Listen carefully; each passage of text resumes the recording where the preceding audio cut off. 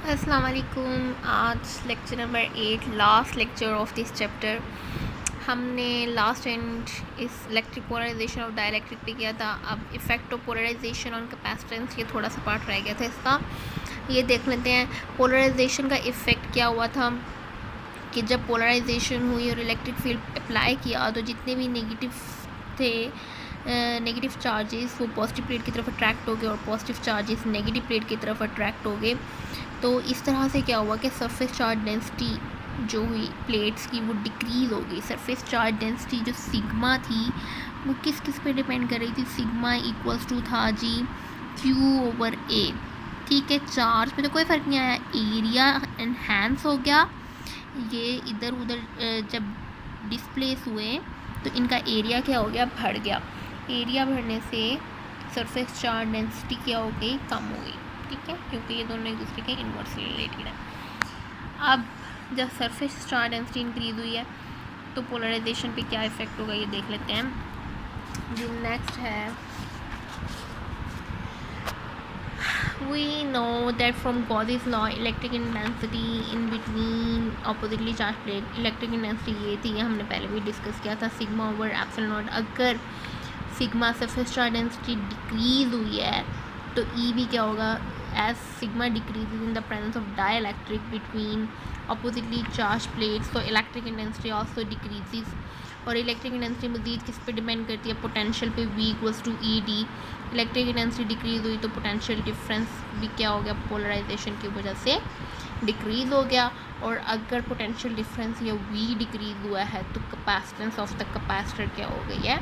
Increase हो गई है। और ये बात हमने पहले भी कही थी कि capacitance of capacitor in the presence of dielectric increases as Q charge on the plates is same, so with the decrease of potential difference capacitance of capacitor increase, यानी कि V के डिक्रीज होने से कैपेसिटेंस इंक्रीज हो गया। hence it is concluded that capacitance of capacitor increases in the presence of dielectric between the plates due to electric polarization। ठीक है, ये सारी पुरानी बातें हो गई थी। आज का नया टॉपिक है जी energy stored in a charged capacitor. ठीक है, एक तो पढ़ाते मेरी बस हो जाती है। अच्छा जी, sorry energy store in a charge capacitor. देखें इसको, मैं जैसे जैसे रीड करती जाऊँगी साफ समझाती जाऊँगी। कैपेसिटर कैसी डिवाइस है जो क्या करती है? इलेक्ट्रिकल एनर्जी को स्टोर करती है इन the form of electric field. ठीक है, या चार्ज को स्टोर करती है। एक के बाद when plate of capacitors are uncharged, जब चार्ज कैपेसिटर चार्ज नहीं होता तो no work is done in bringing the charge to them, तो फिर हमें कोई काम नहीं करना पड़ता, किसी किस्म की एनर्जी नहीं होती तब। When a small positive charge is brought to one of the plates while the other is earth, दो प्लेट्स इस तरीके से एक के करीब हम लोग क्या लेकर आए हैं जी? पॉजिटिव चार्ज लेकर आए हैं। ठीक है, ये कहा है ना हमने, one plates of capacitor when a small positive charge is brought to one of the plates, capacitor की किसी एक प्लेट पे हम कौन सा चार्ज लाए हैं? Positive. While the other is earth, और दूसरी को हमने क्या कर दिया? दूसरी प्लेट को हमने अर्थ कर दिया, यानी कि उसके साथ कोई कनेक्शन नहीं है। और इस वाली चार्ज को के साथ हमने बैटरी कनेक्ट की हुई है और इसको हमने पॉजिटिव चार्ज दी। ठीक है, and we have to do certain amount of work in bringing more charges to the plate, और इन चार्जेस को यहाँ लाने के लिए बहुत मज़ीद वर्क हुआ है। The amount of work will go on increase with rise of potential, with rise in potential, यानी कि वर्क जो है वो इंक्रीज़ होता जाएगा जैसे जैसे यहाँ से हम पोटेंशियल जो है वो बढ़ाते जाएंगे विद इंक्रीज ऑफ चार्ज, और यहाँ पे चार्ज भी इंक्रीज होता जाएगा। क्यों? क्योंकि आपने पढ़ा था कि चार्ज जो है वो डायरेक्टली प्रोपोर्शनल है पोटेंशियल के, पोटेंशियल बढ़ाएंगे तो चार्ज भी बढ़ता जाएगा। Initially there is no charge on the capacitor, शुरू में कोई चार्ज नहीं था कैपेसिटर पर, so potential difference between the plates is zero, तब पोटेंशियल डिफरेंस प्लेट्स के दरमियान बिल्कुल ज़ीरो था। Finally the potential difference becomes V, और फिर कुछ टाइम के बाद जब आपने चार्ज करना शुरू किया तो पोटेंशियल डिफरेंस V हो गया। When charge is used to this average potential difference average निकाल लिया, शुरू में पहले 0 था फिर v हो गया और उसका एवरेज निकाल लिया, 2 के साथ डिवाइड करके v/2 आ गया। तो पोटेंशियल डिफरेंस क्या आ गया, पोटेंशियल एनर्जी को चार्ज से डिवाइड करके, और ये भी आप लोगों ने पढ़ा है। ये इक्वेशन आप लोगों ने पहले किस फॉर्म में पढ़ी है, आप लोगों ने पहले पढ़ी है जी v इक्वल्स टू W/Q या del U/Q। ठीक है, यही चीज़ें यहाँ पे लिखी हुई हैं। पोटेंशियल डिफरेंस को v से शो किया है, पोटेंशियल एनर्जी को मैंने w से शो कर दिया है, w या del U से। ठीक है, ये चीज़ आप पहले भी पढ़ चुके हो। अब इक्वेशन 1 और इक्वेशन 2 को कंपेयर करें। ठीक है, इक्वेशन 1 और इक्वेशन 2 को कंपेयर कर लें। एक साइड पे आ गया जी v/2 और एक साइड पे आ गया जी ये वाली चीज़। ठीक है, यानी कि ये चीज़ आ गई। अब यहाँ से हमने पोटेंशियल एनर्जी, क्योंकि हम लोग क्या चीज़ ड्राइव कर रहे हैं, एनर्जी निकाल रहे हैं, एनर्जी स्टोर। ठीक है, तो पोटेंशियल एनर्जी हम लोगों ने फाइंड आउट करनी है। किस तरह से करेंगे, क्यू उधर चला जाएगा तो ये हाफ क्यू वी हो जाएगा। क्यू में हम लोग ये पुट कर देंगे Q equals to C V, ये भी आपने पुट कि यहाँ पे सी वी पुट करेंगे तो ये v स्केयर हो जाएगा, तो ये हाफ सी वी स्केयर होगी पोटेंशियल एनर्जी।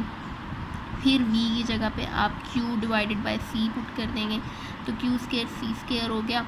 यहाँ से एक c इसके साथ कैंसिल हो गया, तो ये हो गया half Q square over c। ठीक है, या फिर से आप Q में वैल्यू पुट करेंगे तो यही चीज़ आ जाएगी, हाफ सी वी स्केयर। ठीक है, ये वाली चीज़, उसी को बस घुमा फिरा के आपने बेसिकली क्या करना है जी, एनर्जी स्टोर की एक ये वाली इक्वेशन याद रखनी है और एक ये जो दोनों मैंने टिक मार्क की हुई है।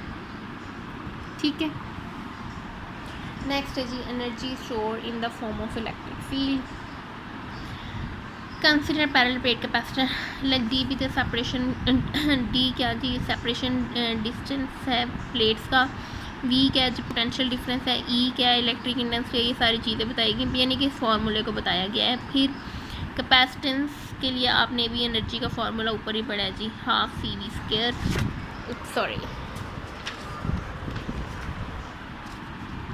Half C V square. B में आपने पुट कर दिया ई डी, तो ये हो गया ई स्केयर डी स्केयर। अब यहाँ पे C जो है आप लोगों ने ये भी इसका फार्मूला भी पहले पढ़ा है, A epsilon R over D. ठीक है, ये आपने C इसमें पुट कर दिया तो ये वाली चीज़ आ गई, ये वाला C इस वाली इक्वेशन में पुट किया। फिर उसके बाद अब यहाँ पे इन्होंने क्या किया है जी, ये वाला D इसके साथ कैंसिल आउट हो गया, एक D रह गया। फिर उसके बाद इन्होंने क्या किया कि A और D को क्या कर दिया है इकट्ठा। एरिया की यूनिट क्या होती है जी, मीटर स्क्वायर, और ये क्या D जो है डिस्टेंस क्या होता है वो भी मीटर में होता है। ये मीटर स्क्वायर इस मीटर स्क्वायर इस मीटर के साथ मिला तो मीटर क्यूब हो गया, यानी कि ये सारी चीज़ क्या हो गई वॉल्यूम, और बाकी ये सारी चीज़ एज इट इज़ रही है, वॉल्यूम यहाँ मल्टीप्लाई हो रहा है, उधर जाकर डिवाइड कर दिया, पीछे ये वाली चीज़ बच गई। अब देखें ये एनर्जी पर यूनिट वॉल्यूम, इसे हम एनर्जी डेंसिटी भी कह सकते हैं। जैसे आप मैस पर यूनिट वॉल्यूम को डेंसिटी कहते हैं तो वो मैस डेंसिटी होती है, इसी तरीके से चार्ज डेंसिटी होती है। चार्ज डेंसिटी को आप कैसे करते हैं जी, Q ओवर V मैंने आपको बताया तो उसको भी रो से शो करते हैं, तो वो क्या था, वो चार्ज डेंसिटी था। ये मैस डेंसिटी है, ये एनर्जी डेंसिटी है क्योंकि ये एनर्जी पर यूनिट वॉल्यूम है। ठीक है, तो ये एनर्जी डेंसिटी होगी साथ ही चीज़। अच्छा जी, नेक्स्ट है जी charging and discharging of capacitor, last topic of this chapter, thank God. चलें जी, charging and discharging of capacitor भी पढ़ लेते हैं फटाफट से। चार्जिंग ऑफ अ कैपेसिटर, यहाँ पे मैं इस नोट्स से आपको इसलिए पढ़ा रही हूँ क्योंकि आपको अगर पेपर पे क्वेश्चंस आ जाते हैं इस तरह का, वैसे कि इंपॉर्टेंट क्वेश्चंस नहीं हैं। इंपॉर्टेंट क्वेश्चंस वही थे, गॉसिस लॉ था, उसकी एप्लीकेशंस थी, और मिलिकन ड्रॉप एक्सपेरिमेंट, और उससे पहले कूलम्स लॉ। जो इंपॉर्टेंट क्वेश्चन है वो आप पहले पढ़ चुके हैं। ठीक है, ये छोटी मोटी चीज़ें हैं, ये भी आपने पढ़नी ज़रूर है क्योंकि MCQ के तौर पे आ सकते हैं। चार्जिंग ऑफ अ कैपेसिटर, बहुत से इलेक्ट्रिक सर्किट्स जो होते हैं उनमें रेजिस्टर्स भी होते हैं, कैपेसिटर्स भी होते हैं। जो मैंने आपको अपना प्रोजेक्ट दिखाया था उसमें मैंने कैपेसिटर जो दिखाया था उसमें रेजिस्टर भी लगे हुए थे, मैं भी दिखाती हूँ। ये देखें, ये कैपेसिटर है, ये रजिस्टर है, ये रजिस्टर है, ये रजिस्टर है, और ये सारे, ये वाले सारे जो कलरफुल से हैं, ये छोटे छोटे, ये सारे रजिस्टर। बहुत से इलेक्ट्रिकल सर्किट्स में कैपेसिटर्स भी होते हैं और रजिस्टर्स भी होते हैं। ऐसे सर्किट्स जिनमें कैपेसिटर्स भी हों और रजिस्टर्स भी हों उन्हें RC सर्किट्स कहते हैं। R यानी कि रेजिस्टेंस और C यानी कि कैपेसिटेंस। अच्छा, कैपेसिटर्स भी डिफरेंट कैपेसिटेंसेस के होते हैं, यानी कि 11 फैरेड का होगा, 10 का, 9 का, 8 का। इसी तरीके से रजिस्टर्स भी होते हैं, कोई 10 ओहम का होता है, कोई 1000 ओहम का, कोई 500 ओहम का, सो ऑन एटसेट्रा। अच्छा जी, अब हम टॉपिक पे आ जाएं।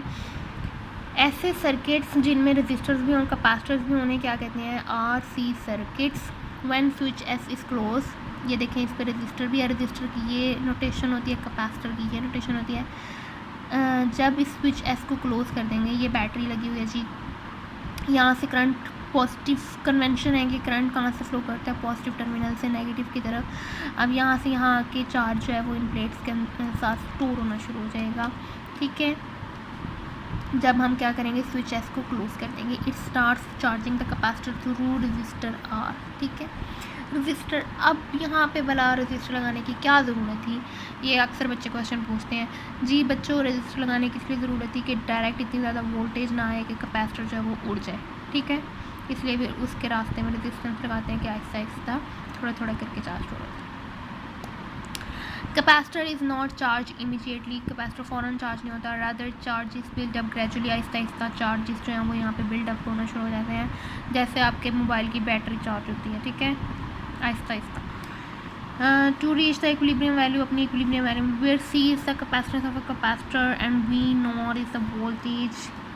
C जो है वो कैपेसिटेंस है, V0 जो है वो वोल्टेज है। Growth of charge with time, अच्छा टाइम के साथ साथ चार्ज किस तरह से ग्रो करता है वो इस फिगर में दिखाया गया है। एक साइड पे टाइम है, एक साइड पे चार्ज है। From the graph it is clear, graph से ये बात क्लियर है कि जब t इक्वल्स टू 0 था, यानी कि ये जो t है यहाँ पे जब 0 था तो चार्ज भी क्या था? 0, ठीक है। आहिस्ता आहिस्ता ये जो है अपनी इक्विलिब्रियम पोजीशन पर पहुंचना शुरू हो गया। ये इक्विलिब्रियम पोजीशन है जब वो मेंटेन हो जाता है, ठीक है।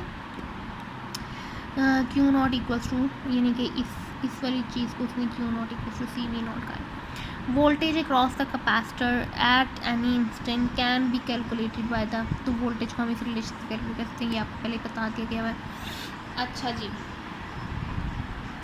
नेक्स्ट है जी चार्जिंग टाइम। द चार्जिंग और discharging time of a capacitor depends upon the product of resistance R and capacitance C। Charging और डिस्चार्जिंग का टाइम यानी कि T जो है वो R पे भी डिपेंड करता है और C पे भी, यानी कि उनके प्रोडक्ट पे RC पे डिपेंड करता है। ये देखें, ये RC आप लोग सोच रहे होंगे यहाँ क्या कर रहा है, ये जो T टाइम है ये इन दोनों के प्रोडक्ट पे डिपेंड करता है। और हम लॉस से आपको पता है V इक्वल्स टू IR होता है, I जो है वो Q/T होता है। ये सारी चीज़ें फर्स्ट ईयर की हैं।